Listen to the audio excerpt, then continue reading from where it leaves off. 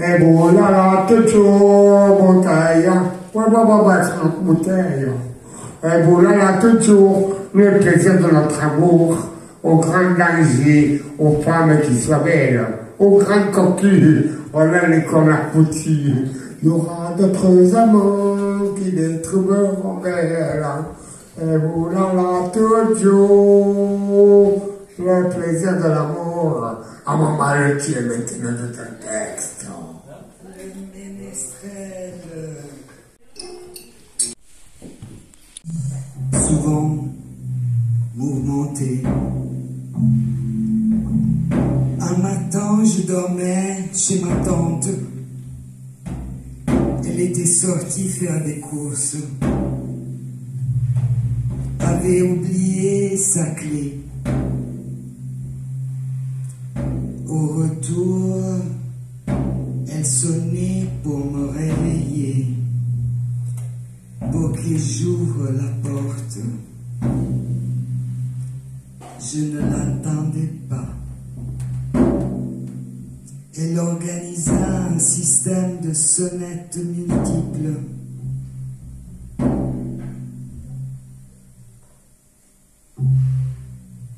La sonnette en bas, une voisine à la porte, la voisine du dessus qui battait sur les volets de ma fenêtre avec le balai. Ma tante dut enfin appeler un serrurier. Elle me raconta ceci à mon réveil, quelques heures après. Je lui ai raconté alors quel rêve étrange que j'avais fait. J'étais dans un bureau. 50 employés battaient ensemble des textes avec des machines à écrire, sans jamais s'arrêter. Un cauchemar. Je dis que j'avais pu me reposer et me réveiller seulement quand ils avaient arrêté leur fracas. Ma tante, l'âge de cœur, ne me reprocha rien et riait.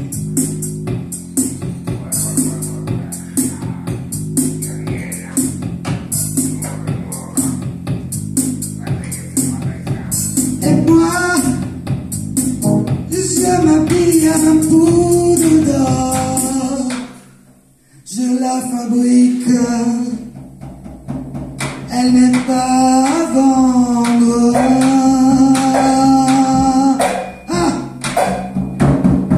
Ni à emprunter, ni à céder. Faites un boulot.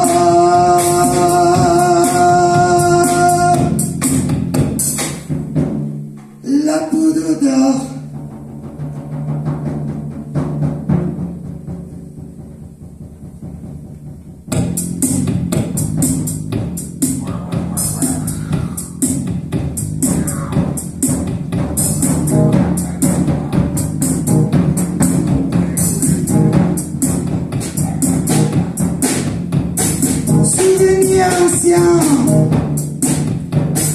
Souvenirs anciens,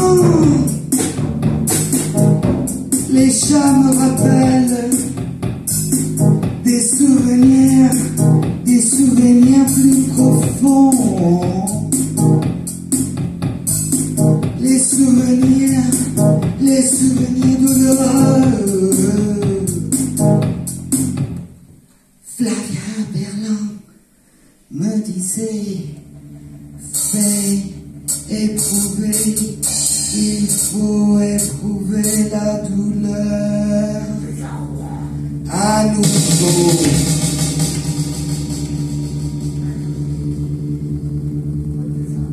À nouveau.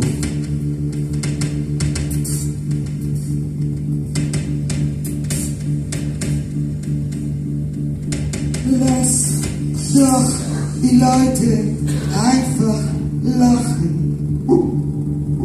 Es wird doch weitergehen. es wird doch weitergehen. Rien ne se perd, tout se transforme. J'arrête de me tordre, je deviens de plus en plus belle. Il n'y a pas de salle dans la maison d'hippocampe. Rien n'est pâle, rien n'est frêle. Minette garde un tronc dans le cœur. Qui sait comment il est arrivé là dans son cœur? La méfiance, elle confie dans la chasse, dans la bouffe. Pourtant hier, elle m'a salué du haut des escaliers, ronronnant gratuitement.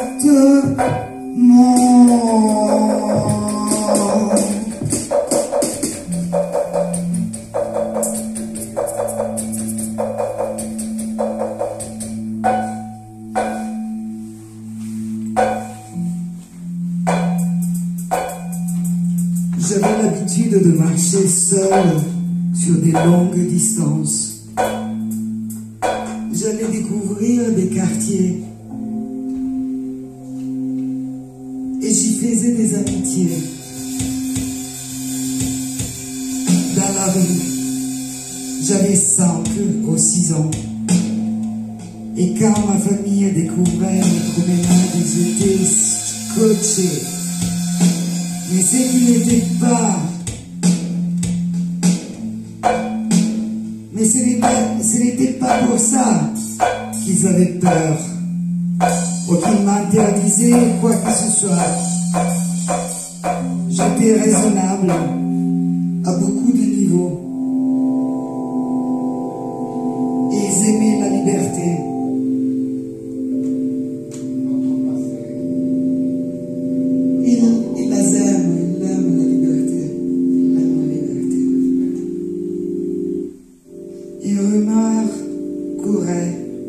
Sur un maniaque se baladant dans les parages qui agressait les gens. Ça n'arrêta pas mes promenades. C'était l'hiver.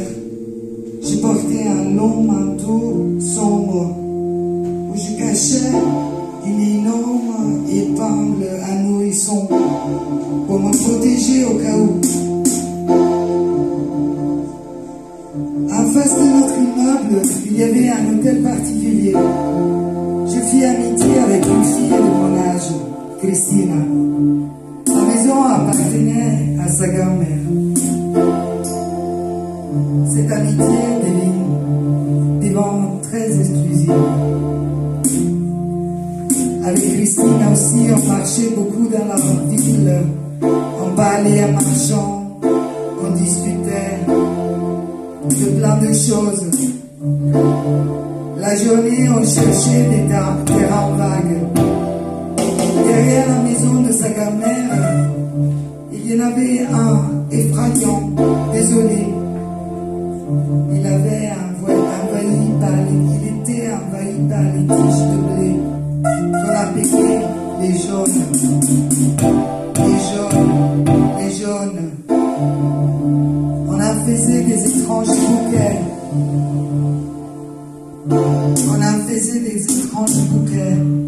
Et nous allions visiter la maison abandonnée en passant par des filets en fer rouillés recouverts de bougainvilles.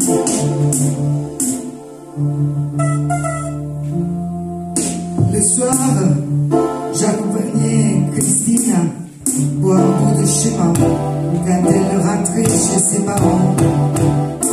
Un soir, il faisait particulièrement sombre. Je sais l'endroit précis où je m'arrêta pour parler. J'étais très concentré et agité. Je lui dis que je ne savais pas si la vraie vie était ici ou dans mes rêves. Parce que dans mes rêves, il y avait beaucoup de vie qui se passait. Et quand j'y étais dedans, je découvrais plus tard au lycée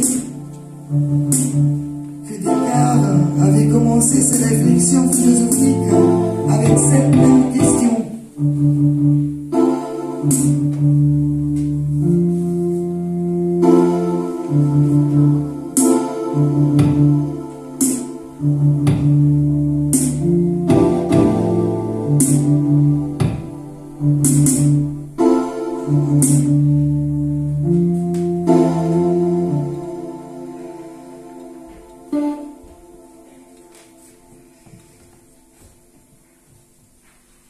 Non, c'est pas dans l'amour, c'est du respect. C'est comme ça que Comment elle se place?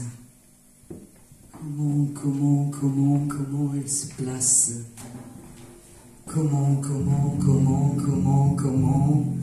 Comment elle se place? Je veux de la grande musique. Comment elle se place? Comment elle se place? Comment elle se place l'amour?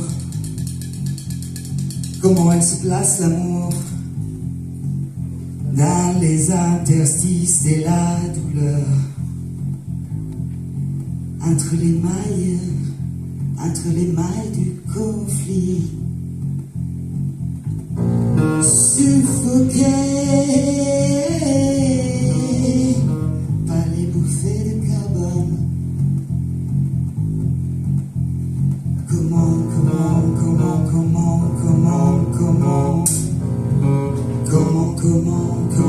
elle se place?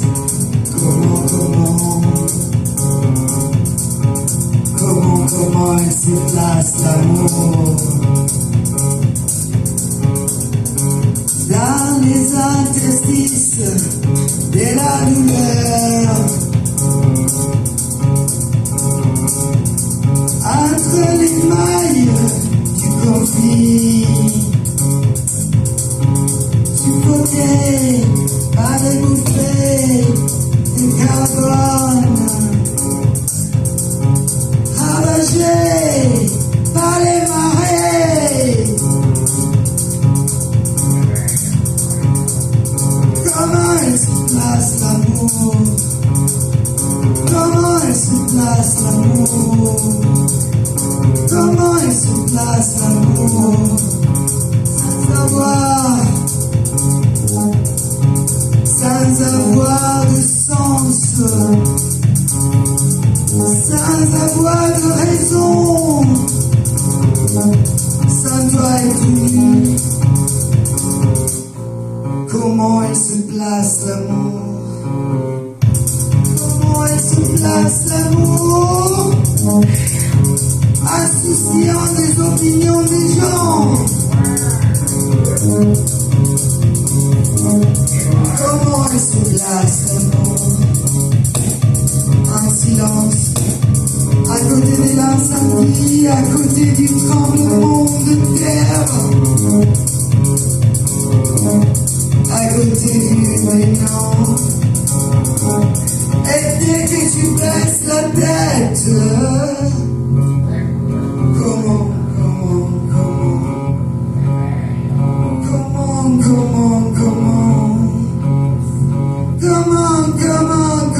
elle se place l'amour? Merde dans l'or, il explose le sceau dans la chair. Comment elle se place l'amour? Alors l'amour peut te surprendre autant. Aioli, aioli.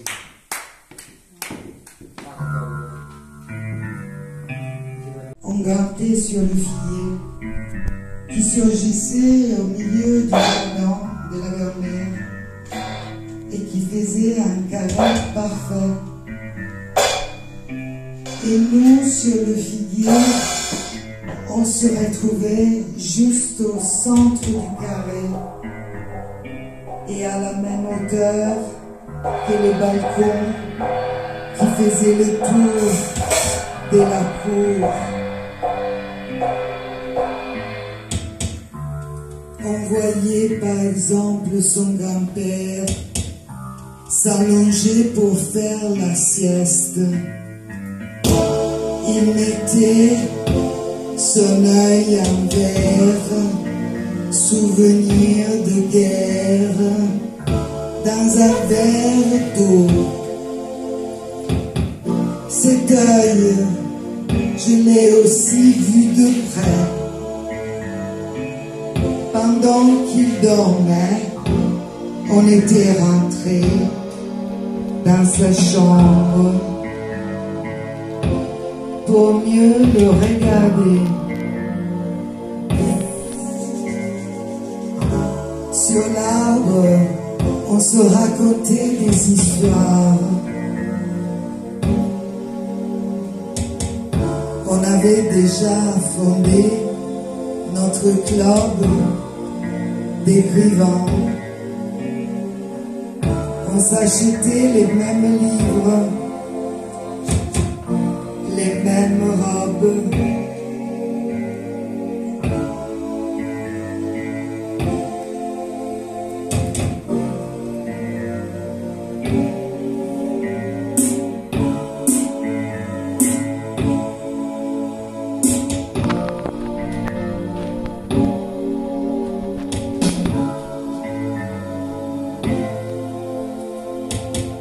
Quand j'éprouve de la joie, le cœur me manque, le courage tombe, j'entends les rires, je me dis, est-ce que je peux, est-ce que je peux, est-ce que je peux? Telle l'influence des malsains, telle la durée du mauvais. Est-ce qu'ils se joueront encore de mon innocence? L'innocence et les apparences, comme un père de jean pour me faire d'un coup femme. 13 ans. Je n'ai pas ma chrysalide.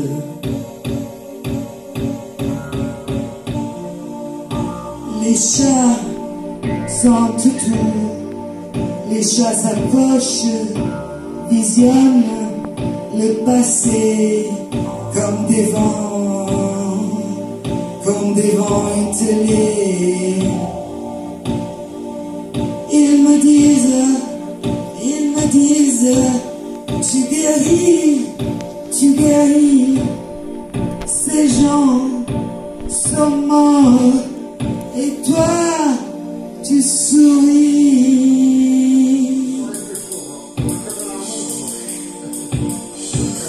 Laisse les gens rire, continue, tu avances. Rien ne se perd, tout se transforme. J'arrête de me tordre, je deviens de plus en plus bête. Il n'y a pas de salle dans la maison d'hippocampe. Rien n'est pâle, rien n'est frêle.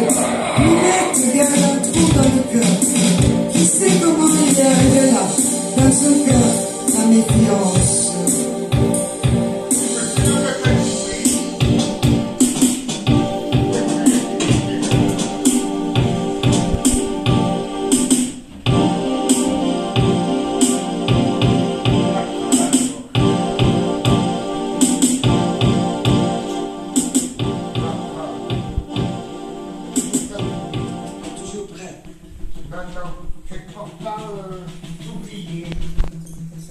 À l'époque, il y avait une circulation de BD érotiques.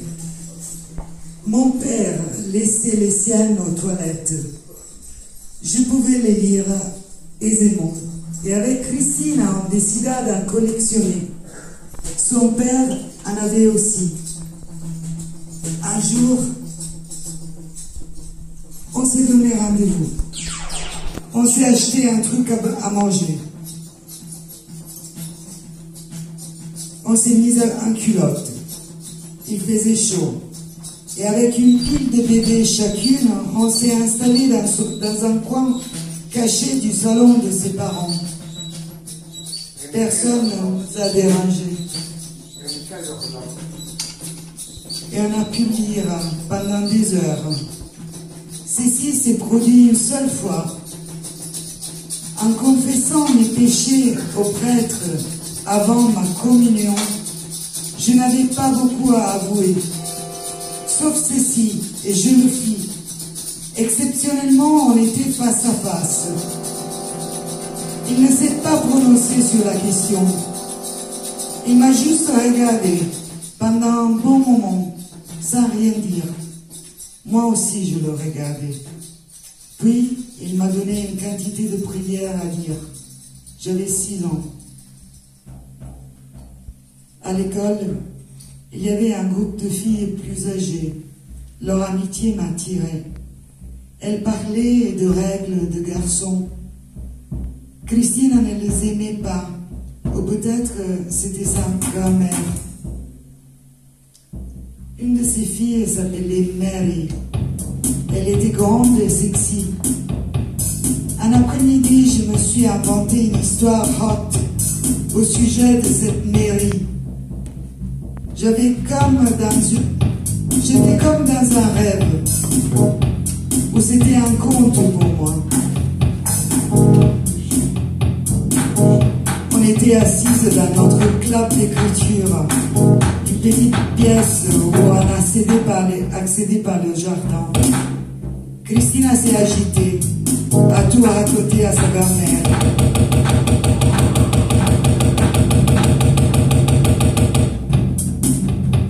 Il a eu un bouillonnement caché autour de moi ces jours-là. Je l'ai senti comme si tout le monde pensait mal de moi. J'étais à la fenêtre dans ma classe, un énorme platane devant moi. Il était vraiment énorme, au feuillage dense. Chaque feuille formait un éventail. J'étais devant ce platane et on se regardait en silence, moi et lui, pendant que derrière moi, les sirènes chantaient. Je restais longtemps à cette fenêtre, probablement en contemplation de mes fantasmes et de la misère que je voyais entre les feuilles de cet arbre majestueux et silencieux.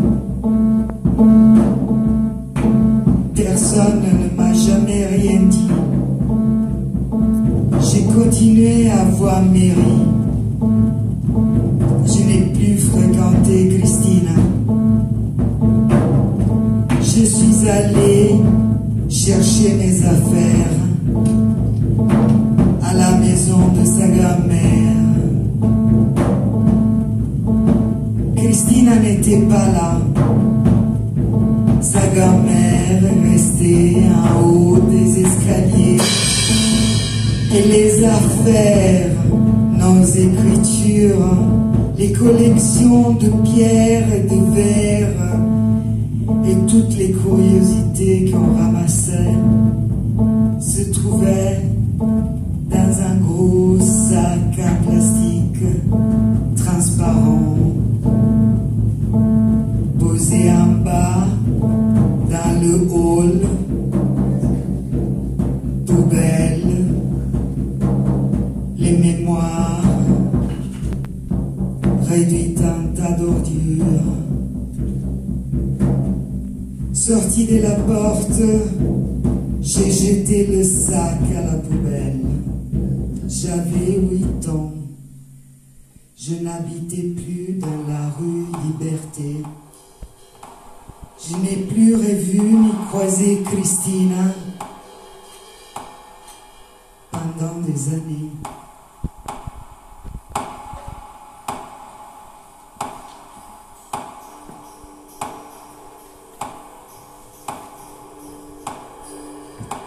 Pour aimer, tu dois être pur.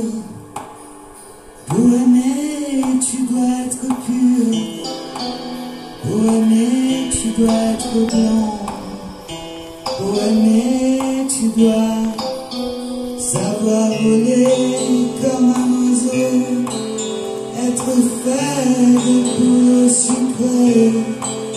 Pour aimer, tu dois traverser des déserts de sable et des calomnies.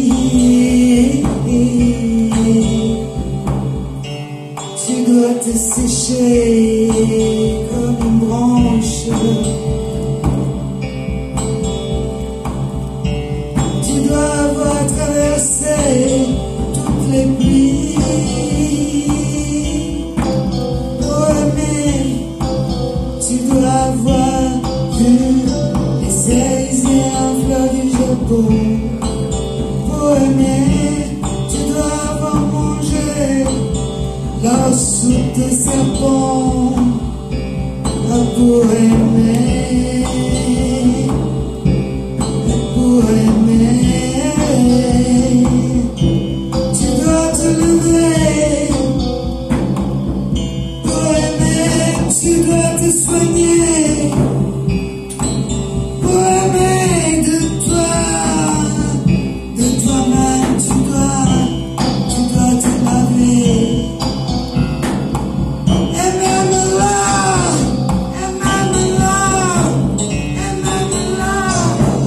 qui t'aurait fait tout cela?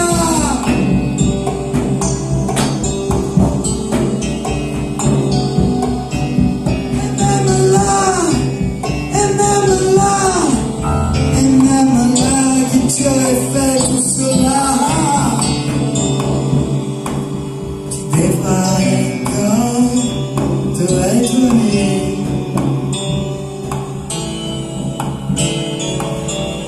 et me voir.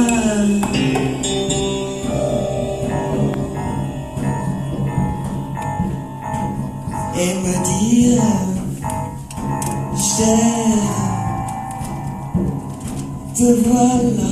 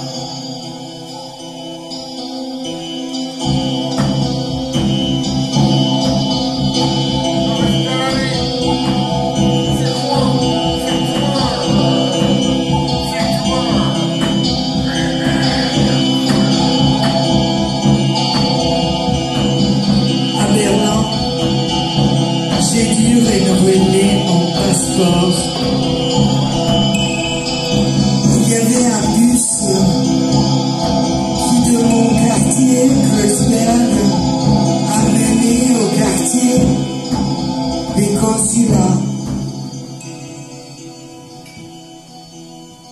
Entré dans le bus, j'ai immédiatement remarqué avec une espèce de frisson au cœur une fille que je ne connaissais n'y reconnaissais pas. Son visage ne me parlait pas du tout. Elle était assise dans le tout devant du bus. Je me plaçais tout derrière. Le bus était presque vide et je regardais la fille de temps en temps. La route à faire était longue. Nous sommes passés par le boulevard des Consulats, des vieux palais entourés de jardins très mal conservés. Le bâtiment du consulat du Japon était à moitié écroulé. Il était octobre. La lumière était nostalgique et les feuilles rouges. Mais il ne faisait pas froid. L'atmosphère me semblait triste. La fille descendit au même arrêt que moi. Je marchais à distance derrière elle, jusqu'à la porte du consulat. Elle y rentra avant moi. On attendait dans un salon, avec d'autres gens. Quand il fut son tour, le secrétaire cria son nom. Je l'entendis nettement. Je m'approchai d'elle. Ça me suffit de dire mon prénom, elle me reconnut. Nous remarquâmes qu'elle habitait dans le même quartier. Nous nous sommes donné rendez-vous pour boire un verre le soir d'après. Nous avons parlé dans un bar, puis nous sommes sortis pour continuer à parler. Pendant une longue promenade, comme autrefois, nous avons découvert d'être dans le parcours universitaire du doctorat, toutes les deux, mais dans des matières différentes. Il y avait plein de coïncidences. On avait fait le même parcours. Nous avons fini par nous donner rendez-vous à nouveau.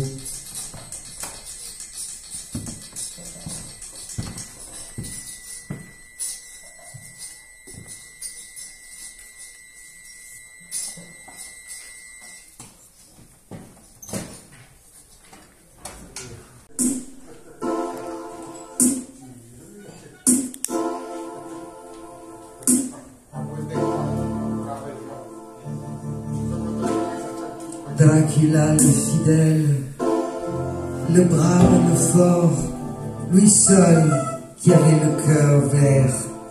Contraint à fuir, à maudire, sa marche sans cesse, l'odeur de la douleur ancienne, la puanteur de la douleur passée, douleur coincée, braquée, sans Dieu, sans soi, sans miroir, sans relation. Son sang versé tout le temps, versé dans la terre, dans l'air, versé dans l'eau, les montagnes, imprégné dans sa blessure aveugle. Pas de pardon, pas de fin, pas de début. La marche infinie du désert, sous un ciel de plomb, sans grâce, ni pluie. Son ombre obscurcissait la terre. Pressé par le temps, j'ai pris le temps, la regarda.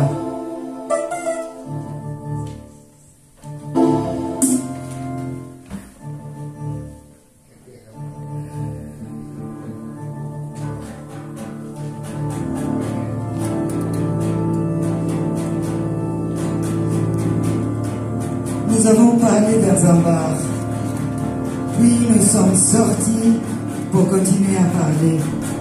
Pendant une longue promenade, comme autrefois, nous avons découvert d'être dans le doctorat, toutes les deux, mais dans des matières différentes.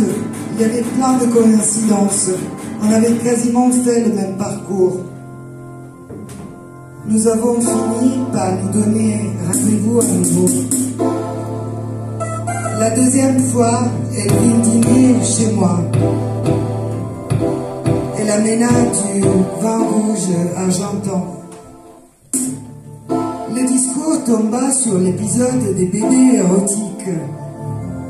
J'étais amusée par ce souvenir. Je pensais pouvoir enfin rire avec elle. Elle avait oublié, supprimé l'épisode dans sa mémoire. Elle me demanda de lui raconter exactement ce qui s'était passé. Pour moi, c'était juste un épisode d'enfance. Rien qui nous avait troublés ou influencés vraiment. Elle m'écouta. Puis elle prit congé, agitée. J'ai essayé plusieurs fois de la recontacter, mais je pouvais juste parler à son répondeur. Elle ne rappela plus jamais.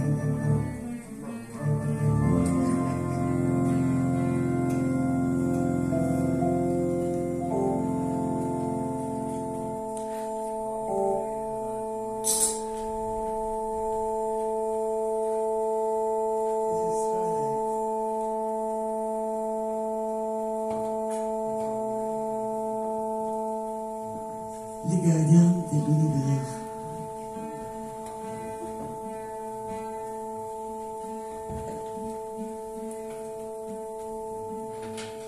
Chloé joue à la batterie et au clavier.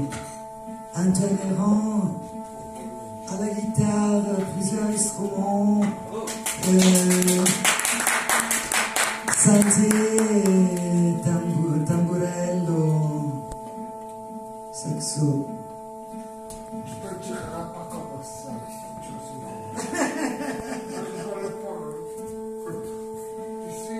Les gardiens de l'univers. Les gardiens de l'univers. C'est là le bras méchant. Il réfléchit il n'y a pas de poisson blanc. Il y a de la zika à côté.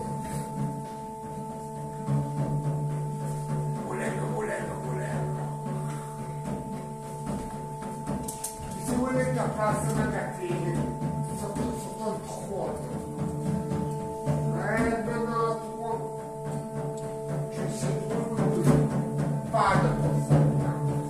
Pour rendre les images de la hypocrisie, quoi. Donc, je vous remercie.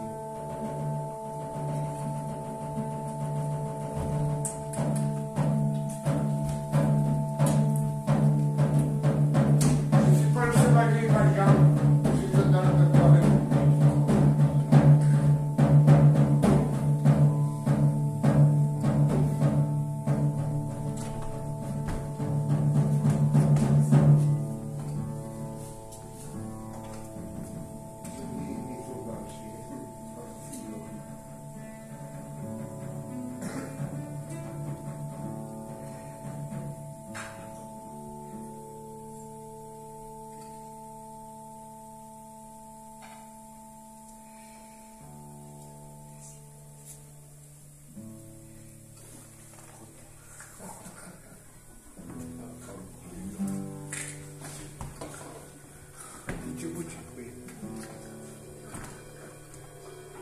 Merci les gens d'être là. Merci. Merci la limite.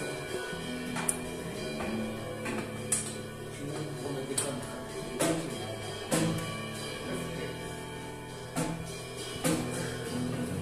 Je rends du coup ça. Comment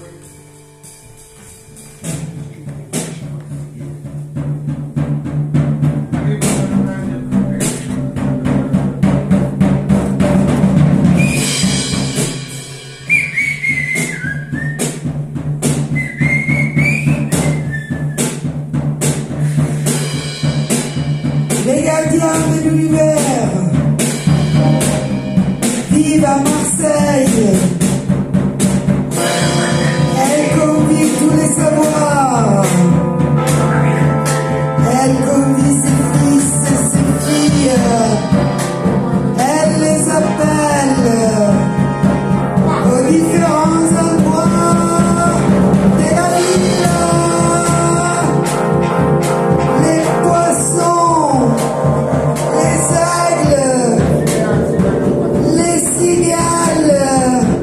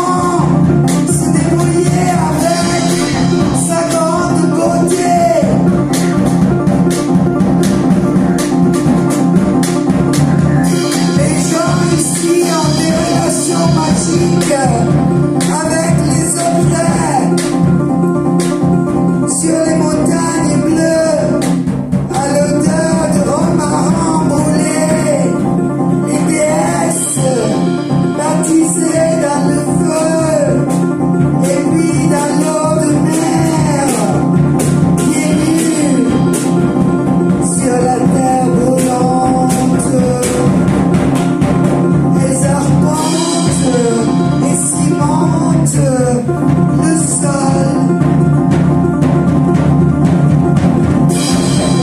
Elles enroulent les armes fêlées dans la terre pour éviter les guerres. Elles arpentent.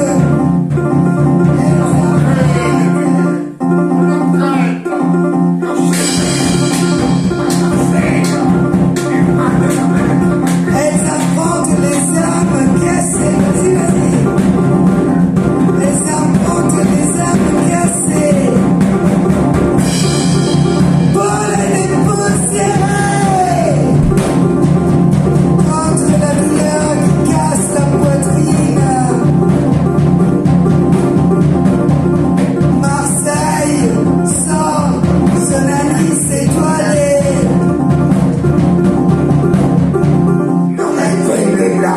Allez, ce qu'on est, Marseillais ou pas, soyons, sois, les résultés après, calme,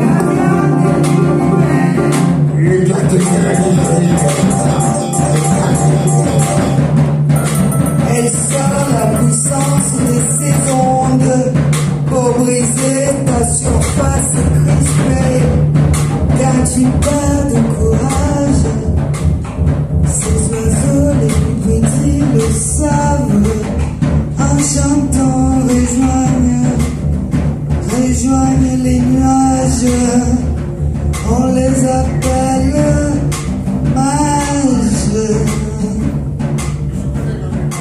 Mages.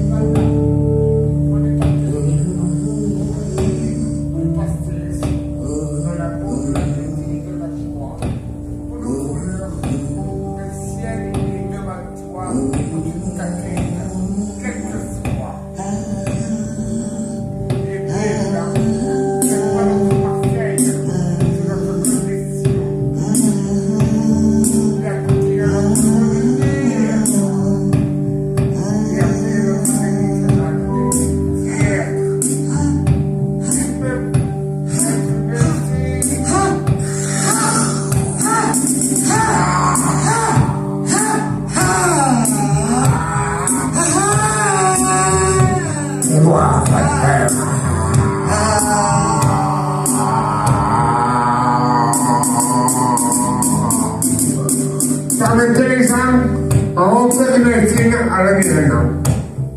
Ah ben ouais, on est Marseillais, par paix et esprit. Nos couleurs sont bien, les blancs et blancs, les rouges saisissent. Ah bon, nous on est étrangers, qui c'est migrants, si on n'était pas là, non, on réveille le mur du quartier marseillais. Aucune hypocrisie dans ce monde tranquille. Désolé. Après, je vous dis, je joue aux échecs, je perds bien les matins, je me cheval et je te carre avec mon pion. Mat. Désolé et merci Ayoli.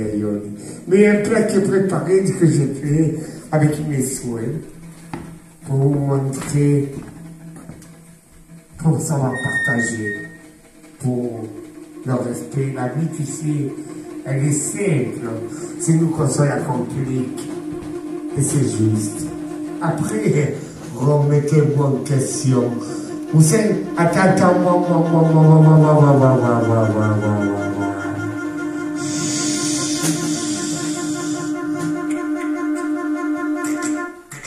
ah, j'ai trop le micro, hein.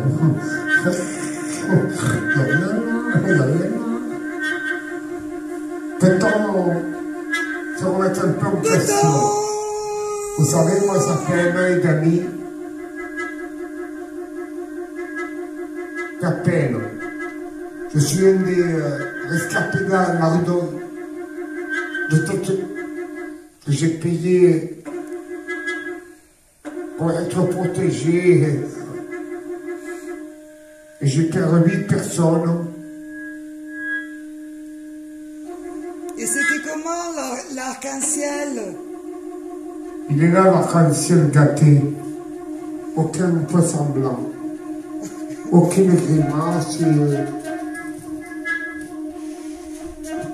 Je représente. C'est pas le Popeye. C'est ce qui a marqué à côté. Il y a eu un Allemand, un Parisien, un des miens, un Marseillais. Il a marqué à notre vie, à nos joies, à nos peines. La peine. Amen. Non, la peine, c'est de voir. Ça rien ne sera arrangé. Mais heureusement, il y a des îles, il y a des choses qui sont là. Et dans quel livre de quartier, je ne lâche rien, quoi qu'il m'en coûte. En 58 ans bientôt, j'ai oublié de vous dire, je suis grand-père, 2 fois. J'en ai fait un. C'est abouti Maliki, on a fait 2. Que Dieu respecte. Je me bats pour ça. Merci. Merci à vous d'être là. Allez, vas-y. Ça se passe un sang ou pas du poisson blanc. Ouais.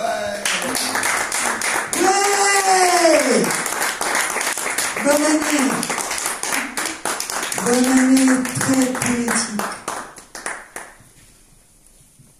Comme on a toujours dit chez nous, vous m'être seul que mal accompagné, je ne suis pas seul, vous êtes là. Non, c'est juste. J'ai préparé un repas ce matin. Venez vous restaurer. Quand ça c'est un peu piquant, c'est Camille. Mais c'est peu végétarien, il y a du poulet, démerdez-vous. Le plat est là. Voilà. Parce que pas la ménopause, une pause.